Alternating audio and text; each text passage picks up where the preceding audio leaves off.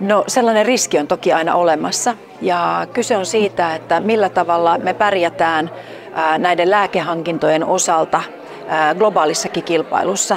Ja tässä me tarvitaan pienenä maana koko Euroopan hartioita. Ja sitten me tarvitaan tänne Suomeen ja Eurooppaan enemmän tutkimusta, tuotekehittelyä myöskin lääketeollisuuden puolelta, koska me kilpaillaan tällä hetkellä siis globaalissa kontekstissa. Kiinaa, Intiaa, Yhdysvaltoja, jopa Afrikan puolella on omaa toimintaansa. Ja meidän pitää pystyä tähän kilpailuun vastaamaan ja se tarkoittaa sitä, että me tarvitaan tänne myöskin yksityistä rahaa.